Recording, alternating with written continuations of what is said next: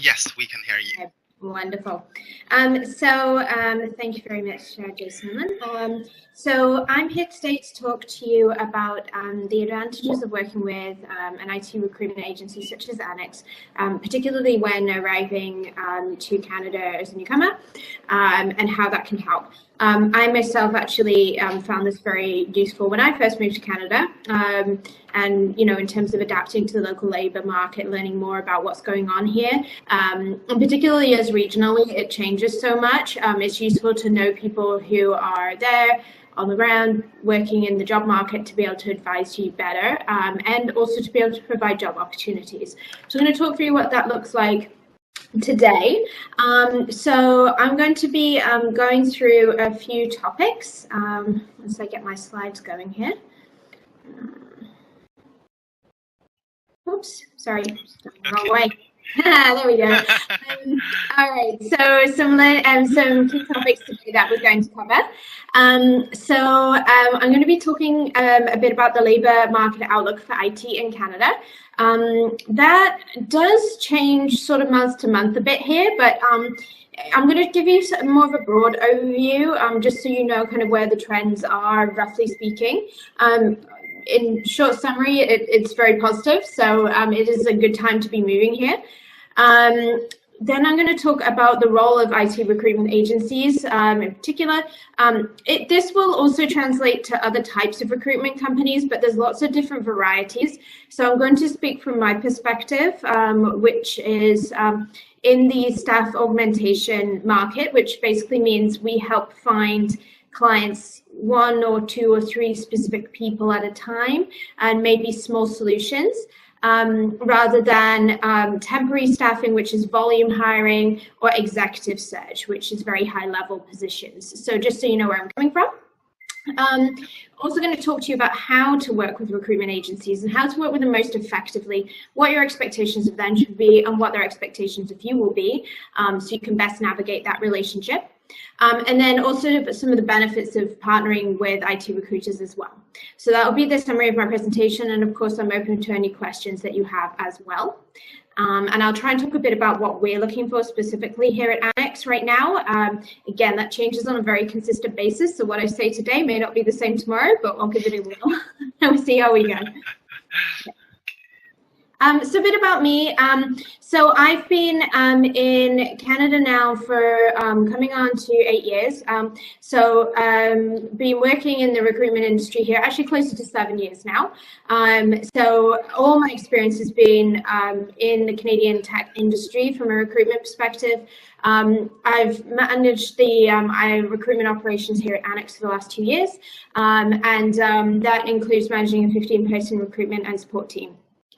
So we're pretty busy here. We have a good sized team for our Vancouver market, which is kind of the third largest city in Canada. So we scale according to the market.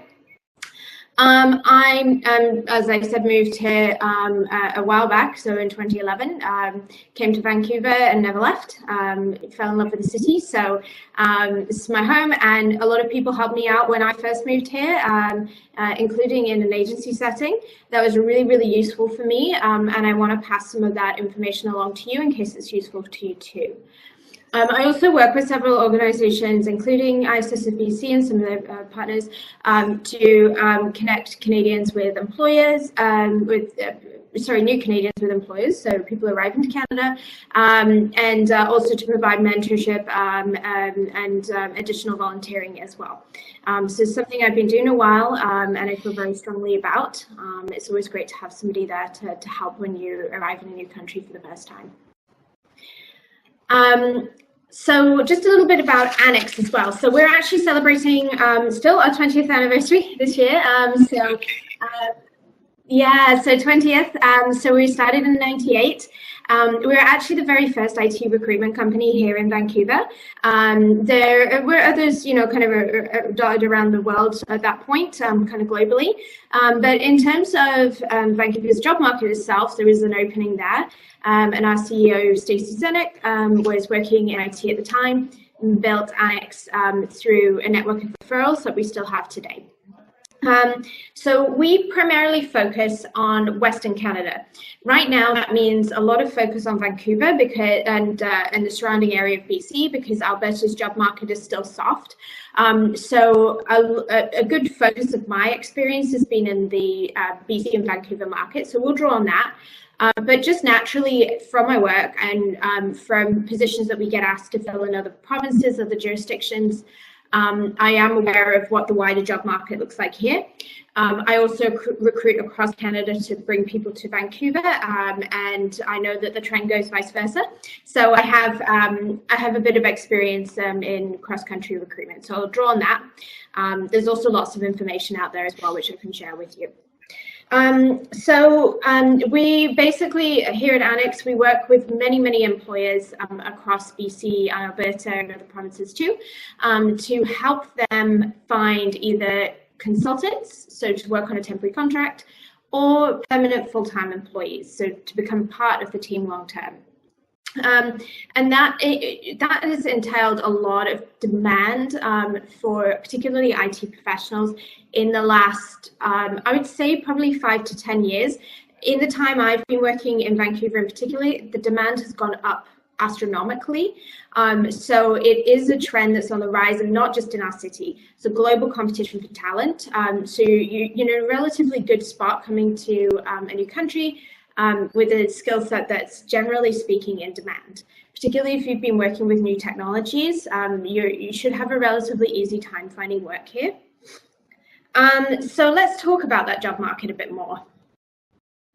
So I'm going to talk about it from a national perspective, so Canadian-wide, and then some more locally based information about different provinces. So I don't know, you could be moving to anywhere across Canada, so I want to try and give you a good broad perspective.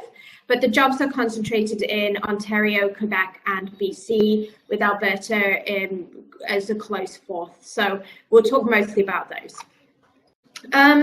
So currently tech and any IT related roles is actually the 5th largest industry in Canada by GDP. So it's not right at the top, but it's definitely up there. So about 60% of that sector is in IT roles, so as opposed to like digital marketing and things like that. So around 1.5 million people are employed in Canada in tech, which doesn't sound like a lot, but Canada's population is pretty small. So it's actually a relatively decent sized percentage of people for the population. And mostly that's in cities in BC, Alberta, Ontario, and Quebec. So in terms of the most job opportunities offered in the last 3 years, that's been mainly, again, Ontario, Quebec, and BC have been the leaders in employment. So if you're considering where to locate to when you move, those could probably be at the top of your list. They're also where our biggest cities are, so it kind of makes logical sense as well. In terms of our perspective on all that, we've been having actually, our busiest year ever this year, but I could have said that about the last few years as well. So for us, it's been steadily increasing in terms of volume and demand from our clients and our success. So we've seen that mirrored in the market as well. So it's definitely on the rise to hire IT professionals. As businesses get more and more automated and cool technologies come out, there's obviously demand that goes along with that. In terms of wages, so IT professionals in Canada can expect to hire an average salary range than other professionals across the board. So on average, it's a $67,000 salary versus the national average, which is $48,000. So this is just taking every single salary and making an average. But IT positions are generally paid better, as you would expect with that level of education and experience. So it is important to think of every province and every city when you come to live in Canada. They're so different. The job markets are so different. Even the climates are different. So it's important to think about where you want to settle. Or if you're really open, that can also work in your favor too, because then you can travel where the work is. So I'm going to talk through a few provinces here. So I'm going to start with Ontario in particular, and I'm going to mention Quebec as well. The reason I'm not going to spend as long on Quebec is because their first official language is French. And I know a lot of people moving here, it's not necessarily their first choice to go to Quebec just because of the language barrier. But it's important to mention them anyway because there are jobs there. So Ontario and Quebec have, relatively speaking, larger job markets than the rest of the country. It goes with the size of the cities and the size of the companies that are there. So Toronto in particular is the head office city. There's many large companies there, particularly big banks like TD, RBC, Scotiabank, and so on. They hire large amounts of IT professionals. So if you want a volume-based market, particularly if you want to do consulting work, there's a lot of work that's available to you in Toronto. Having said that, it is also a larger market for with just the sheer number of people who live there, so there's more candidate competition. It's also often the first arrival point for many new immigrants to Canada, so that particular part of the population is higher there too. So there is a lot more competition, we find, for jobs there than maybe there is in other provinces and other cities. But the volume is there, so presumably it should be kind of relatively straightforward still to get a job. What you will find is that market is more transactional though. So it's less relationships based than smaller cities. So what you'll find is you'll tend to work with lots and lots of different recruiters and different people before you can find a job. It's just the way that it goes over there. So in terms of cities, other than Toronto in the Ontario and Quebec area, the salaries are actually about 10% lower than the national average. So these would even include suburbs of Toronto like Mississauga and Windsor and so on. Even though there's plenty of jobs, the salary is typically less. So just bear that in mind. The cost of living should balance out, I think. There is generally demand for particularly Java developers. That's kind of a nationwide thing right now, but there's a lot of demand in Toronto. There's also a lot of demand for financial services and banking specific experience. So if you have a lot of experience in that domain, I strongly suggest looking at Toronto as your primary job market, particularly if it's very niche specialization. There won't be much in the other cities for you. There's a lot of mobile and big data developer positions there. There's a lot more big data activity in Toronto than elsewhere just because of the size of the companies and the volume of data they're working with. So there's quite a bit to consider from that perspective, and the infrastructure roles are much bigger in scale in terms of the scope of work. So if you're looking for a really large company to work for, I'd suggest going to look at the Toronto area. Yeah, Quebec is sort of largely the same. There's quite a lot of gaming there, quite a lot of software development, but the language barrier is going to be an issue. If you don't speak French and you're required to in the workplace, that's going to be a challenge. And if you're up for it, that's great. If not, it might not be your primary location to look for work. In Alberta, that's been a softer job market. It's starting to come back to life. So Alberta heavily relies on oil and gas for its economy. And with the oil crash and kind of subsequent layoffs and things like that, that market has been quiet for a while. It's starting to see some growth, but it's slow and steady. It's probably less than half of the jobs that there were when I first moved to Canada, for example. So one to watch, but not necessarily one to jump on, I would say right now.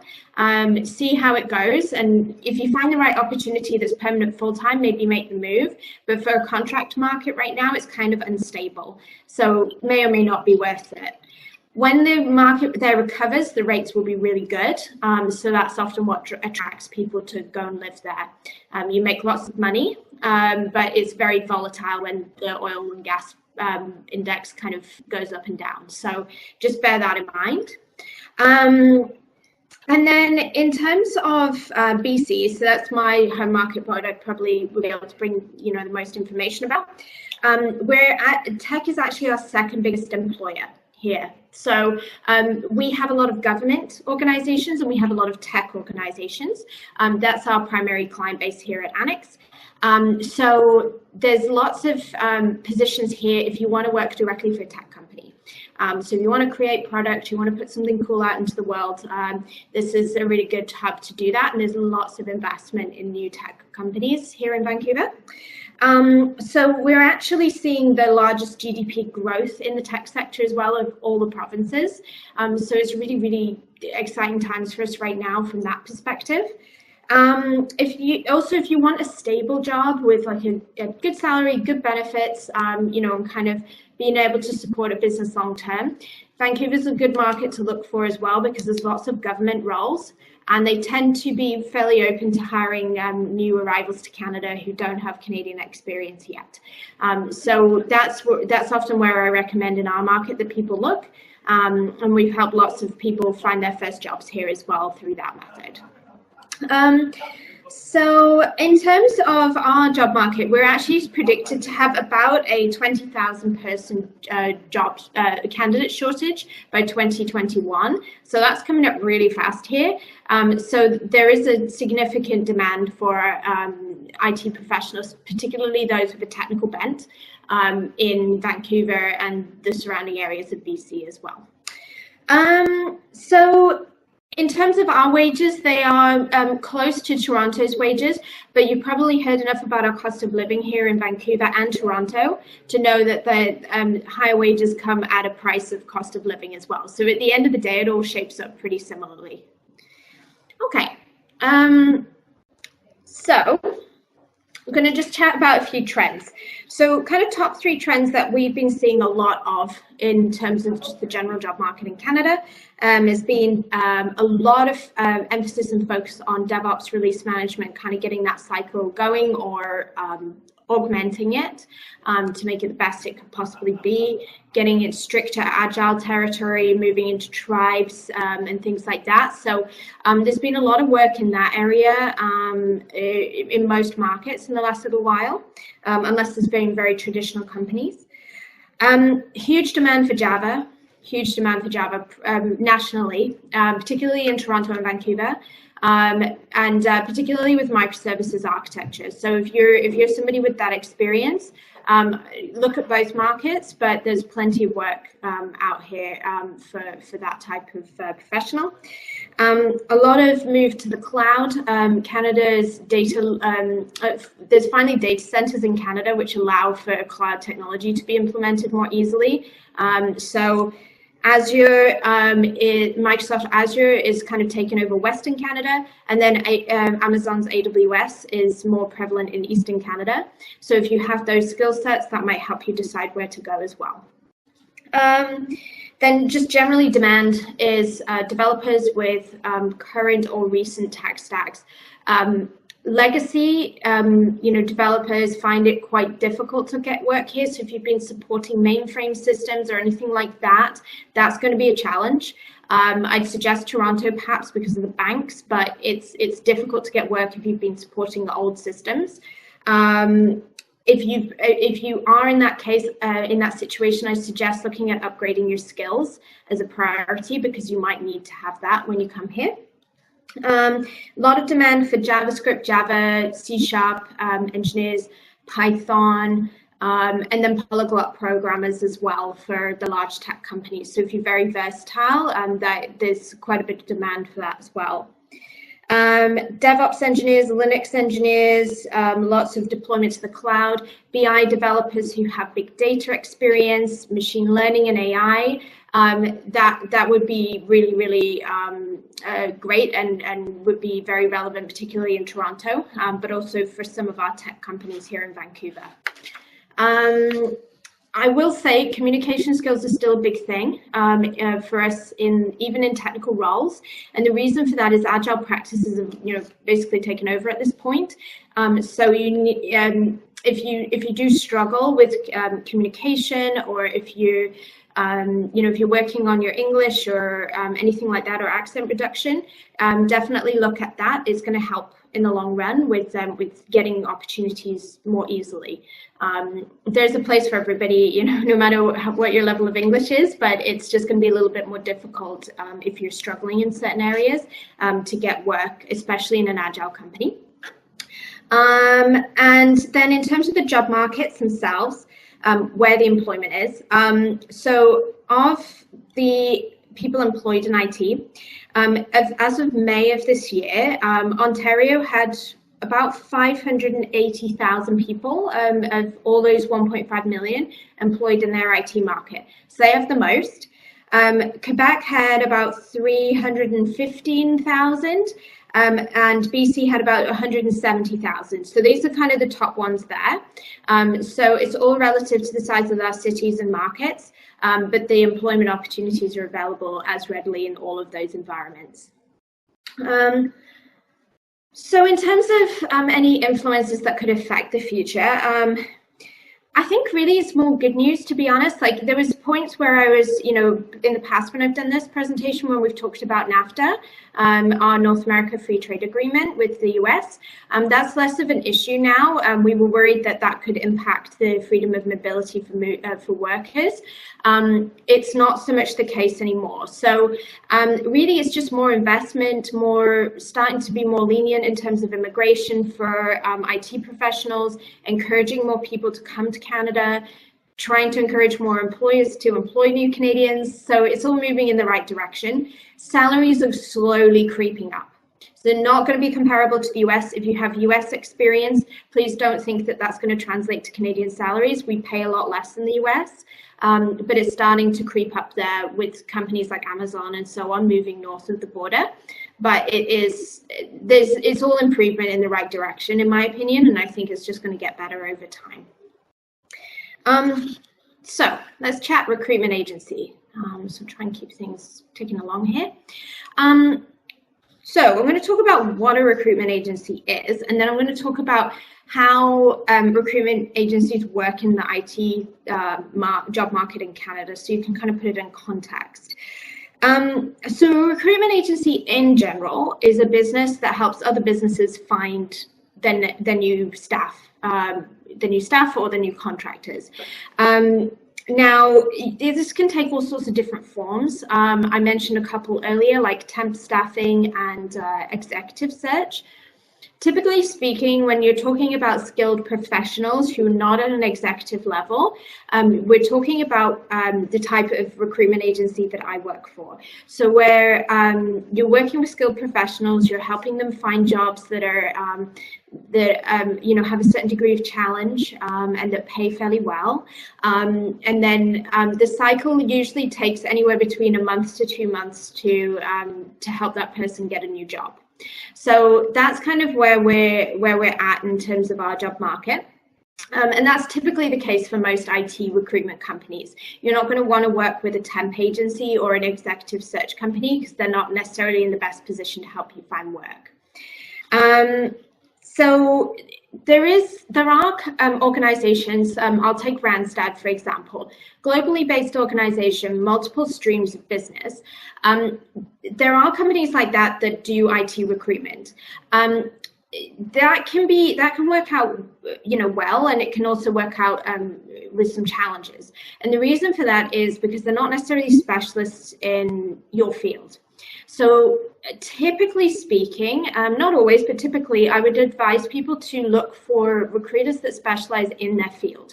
So if you're on this call and you're not working at all in the IT space, I might not be, Annex might not be the right place for you to look for work because our connections are mostly in the IT field with some reach into marketing and engineering and so on. But where I would say feel most comfortable in providing you with recommendations, job opportunities and so on is in IT. So think about that. If you're connecting with a specialist agency, make sure that they actually do what you do. And with the generalists, kind of feel it out and see how much they know what they're talking about when it comes to your line of work. If their recruiter is confused by what you do or anything like that, I would say that's probably not the best organization for you to partner with. So just kind of play it by ear. You have a right to walk away. You're not tied in with any agency while you're just job seeking. Until you have a contract in place, you have no legal obligation to that agency. Another important thing to know is that recruitment agencies in Canada do not charge their candidates, or at least in any legitimate case I've ever heard. So if you're working with a company and they start asking for money for stuff, I would be very wary of that. Most of us, provide pro bono resume service. Any of the work we do with you to find employment for you is free of charge for you because we charge our clients. So that's the way we make our money. We charge our clients for the placements and ongoing maintenance of that contract. It shouldn't come from your pocket. So that's really important to know, and I would be very wary if I was working with a recruiter that started asking me about billing me for their services. So in terms of where IT and agency kind of aligns, there's a few ways. So the biggest one is contingent staffing. So contingent staffing is contract work. So a company needs X number of people to come and join them for a 6 months hourly billed contract. That's where we come in. They don't want to hire those people themselves. It's really kind of risky from a tax perspective. So they ask us to help supply the contractors. We have an agreement with them, and then we have an agreement with our consultants. So we do all the payroll and everything like that, and that takes a lot of the responsibility out of their hands. That's a really huge part of staffing in Canada, and especially in the Toronto, Vancouver, Alberta and Quebec markets. So the other way we're a really essential part of the IT hiring ecosystem is particularly when you're a specialist organization like ours. You're often brought in because the companies who are hiring don't know what they're hiring for. So they may not understand the difference between, how a JavaScript developer could be a front-end developer, a back-end developer, a full-stack developer. They might not necessarily understand what all these technologies are about. So that's where we come in, and we come in to help and provide our technical expertise and our recruitment expertise. From another point of view is often, if a company is trying to hire permanent full-time employees and they have a HR department, their HR department might be busy doing other things. So they ask us to come in and help them to do what they're hiring because they may not have time or the resources to do it for themselves. So there's all sorts of reasons why we would get called in, and all of them very legitimate. So it just kind of depends on the relationships and the experience that recruitment company has as to how many job opportunities that they'll be able to offer in this space. So we're actually a market leader in our, particularly in our local location, for providing the most jobs out of any one of our competitors, and it's something we track every single month. We have the data to back that up. But again, it's because we've been here for a very long time. We're very specialized. We know what we're doing, and because of that, our clients trust us to give us more job opportunities. So look for something like that when you're looking to work with a recruitment company. In Vancouver, I would highly recommend us, and in other parts of Western Canada too. If we're talking about Toronto, I might refer you in the direction of a company that has a lot more volume in Toronto than we do. And yeah, we could help out on occasion, but you might want to deal with the local specialist in that case. So hopefully that helps kind of provide some context. So in terms of how to work with agencies, so this is really, really important because I think a lot of people don't necessarily know this, and I certainly didn't know how to work with recruitment agencies before I started getting involved. So I just want to kind of give you a bit of an overview. So first of all, how on earth do you meet a recruiter? So, I mean, you can meet them at things like this. So I'm here as a representative of Annex, of course, looking to share information, but also looking to meet candidates. could be at a job fair, it could be at a networking event. Especially in the small cities, I'd highly recommend networking events. Vancouver is really big for that. Great way to meet people. And then you can put your best self in front of them, and not just a resume that goes into a black hole. You can really connect with people in person, and that's huge. The other thing is through making sure that your resume is present and easy to find. So we do lots of searches every single day to try and find candidates. On Monster, on Indeed, on LinkedIn. Make sure your LinkedIn profile is comprehensive and up to date, because we will be looking on there to find people like yourself. The more easy that you make it for us to find you, the more likely it is we're going to have jobs for you. So that's also a good method. So both proactive, so going and talking to recruiters, and also proactive in the sense that you're putting your resume out there and making sure that other people can see it too.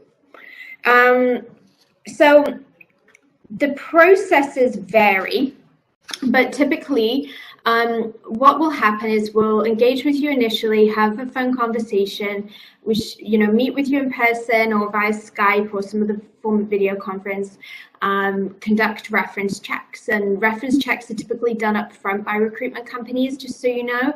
It's so we can verify your experience, because we have to present that over to our clients. They pay us for us to find the best possible people, and without insurances like references, like testing and things like that, it's very hard for us to say with genuine certainty that we know how good your work is. So that's a really, really important part. We'll always, a reputable recruitment company will always talk to you about where they're sending you first, unless there's some kind of non-disclosure agreement or something in play. So be very wary of any company that sends your resume without your permission, without telling you where your resume is going. I would be suspicious of that personally, and I would suggest that you should be too, at least look into it. It's really important you know where your resume is going, because what you don't want, and absolutely don't want, is for two recruitment companies to send your resume to the same opportunity, or for you to apply to the same opportunity that your recruiter has sent you to, or vice versa. So really, really keep good track of where your resume is going, a little Excel spreadsheet. There's some good apps out there you can use, whatever that looks like, in your emails, however you want to store it. Just know where your job applications are going. And if a recruiter asks you if you've already applied somewhere, just be honest with them. It's really, really important, because I've had candidates blacklisted from clients simply because they've sent their resume twice to the same opportunity. And that just puts you out for any position in future with them, and that's too bad. Now, in terms of the contract or temporary side, we would, and if you were to work through a recruiter, basically you come on our payroll, and we manage that contractual agreement. We pay you, we make sure everything's in order, and we insure you as well, so that you're, safe for any liability reasons and any workplace accidents on site. That would be kind of an ongoing cycle. We'd work with you throughout your contract and throughout the time you spend with our client. On the permanent full-time side, we basically help you all the way up and through into the offer stage. And then as you're settling into the role during your probationary period, which is usually about 3 to 6 months, and just make sure you're settled in, you're happy, and things are working out for you. And then we kind of, we'll typically back off, check in every once in a while, just make sure you're doing okay. And then, potentially if you're looking again in future, we could work together. But you become the employee of that client company. So it's a slightly different way of working. Also, during the cycle of recruitment, of the recruitment process, we're also going to be really hands-on in helping you land that job. So a good recruiter will help you prepare for every single interview you go to. So you should know who you're meeting, what you need to wear, where you need to go. How bad's the traffic going over to the place that you're interviewing at? Like, how long do you need to leave in advance?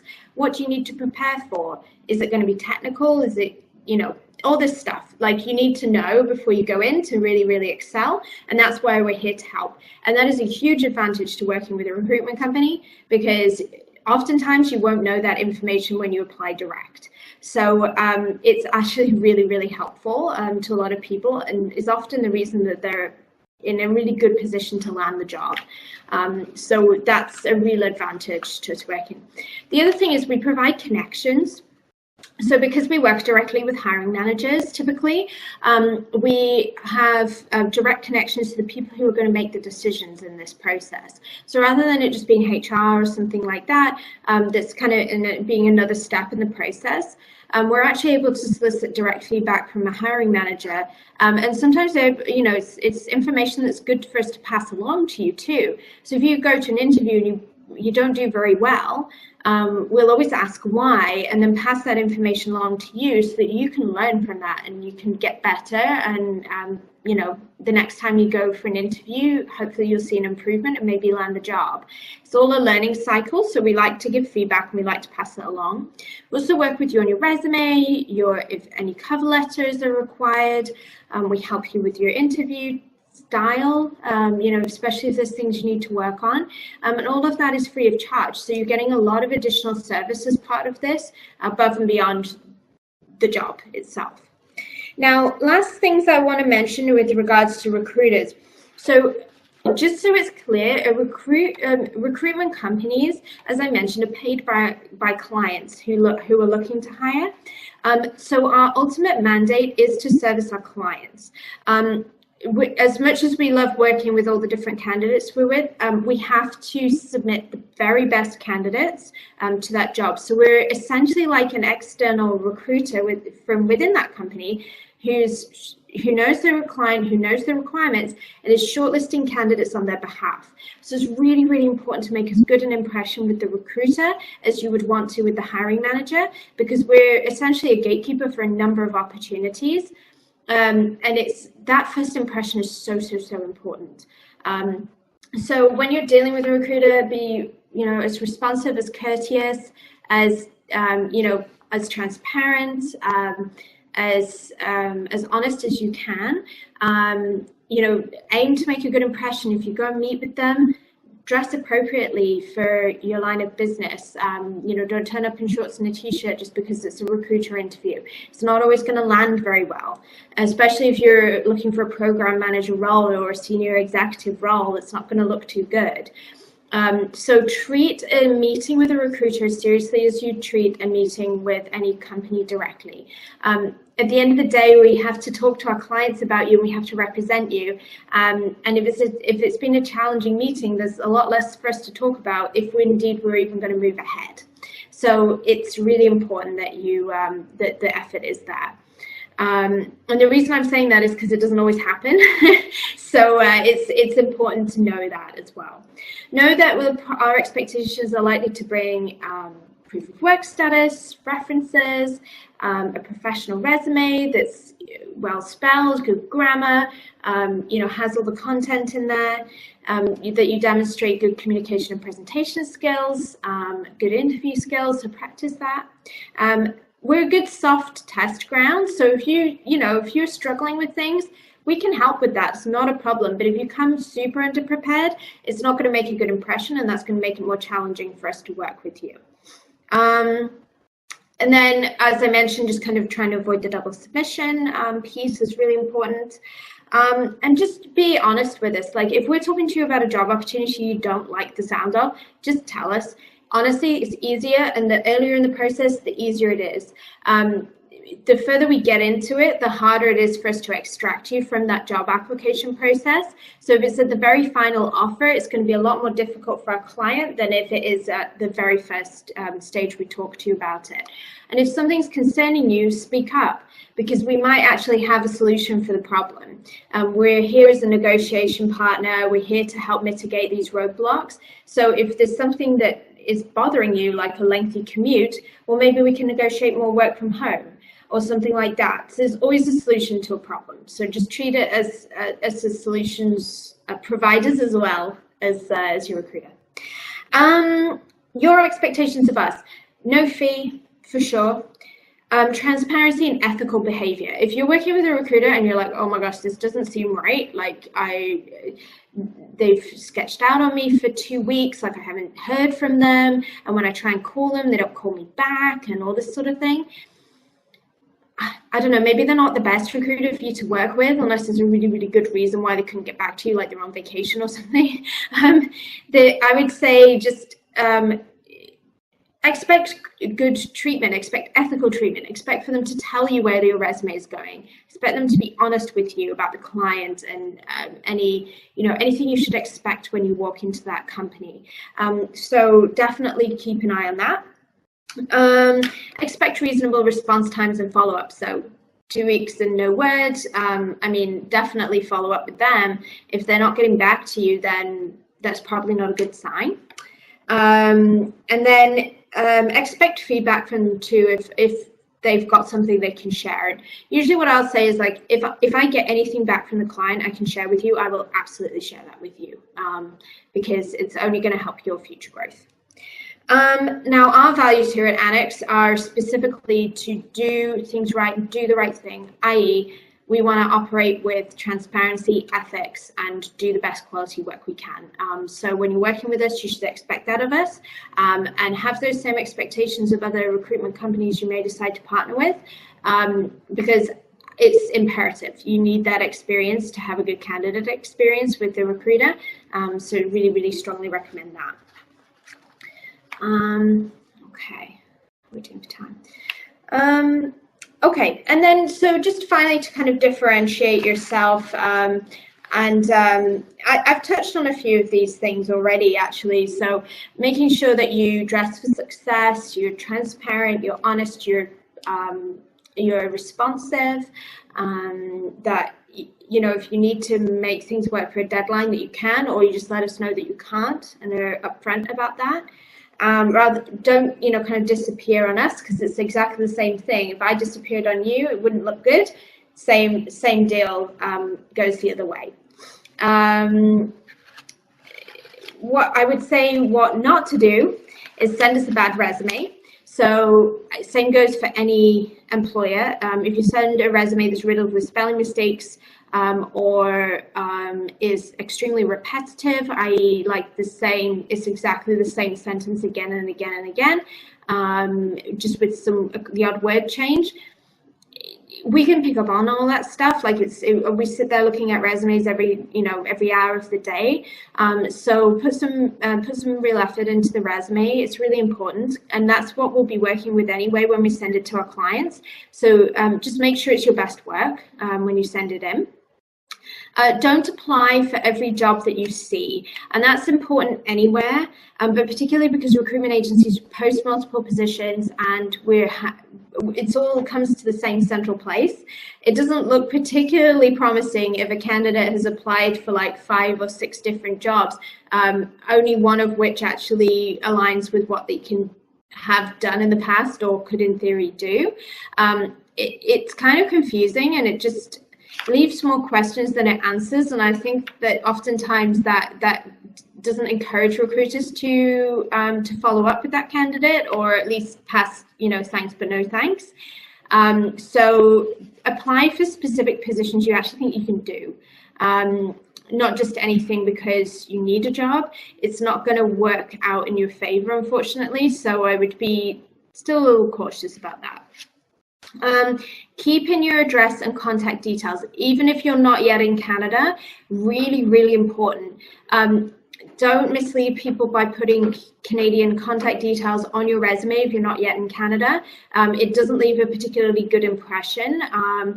It's important to be upfront about that so we can assess your situation and see if we're in a good position to help.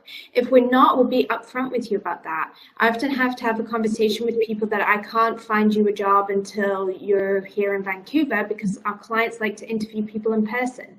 So it's usually for a really good reason, but it's important to be honest about that stuff, whether you're interviewing with a recruiter or direct with a company.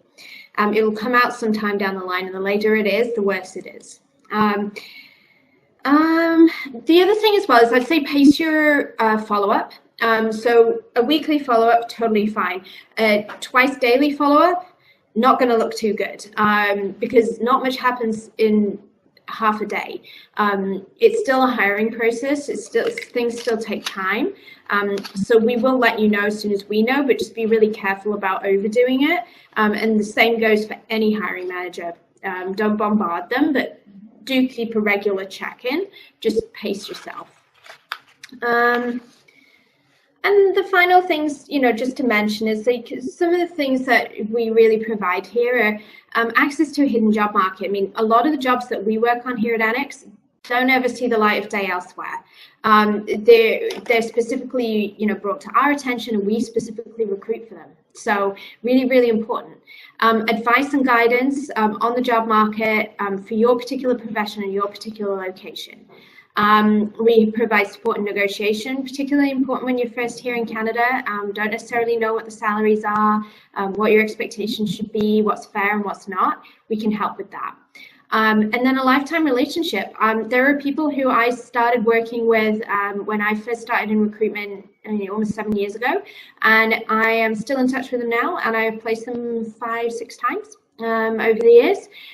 So we can, with the right recruiter, you can form really, really good long-term partnerships and work together on multiple stages of your career.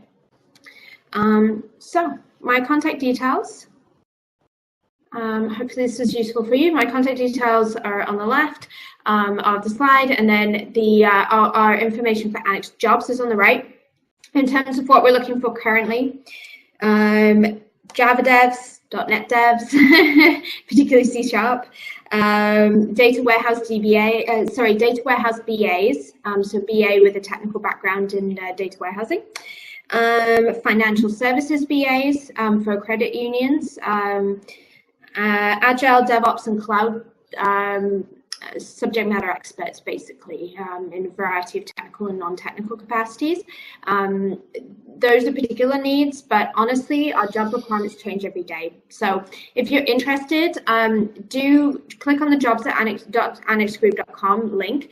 You can register, and regardless of whether there's anything for you right now, it gives you a profile with us, connects you with your recruiters, and then if you see something, you can apply to it, or we'll get in touch and arrange a preliminary meeting. So, okay, that's everything. Okay. Thank you very much, Jenny. Really enjoyable presentation. Thank you so much. So I think it's the second time Jenny just come back to join our webinar. So today, through this presentation, I hope you guys can get basic idea how to work with the IT recruitment agency here in Canada and find a job for yourself.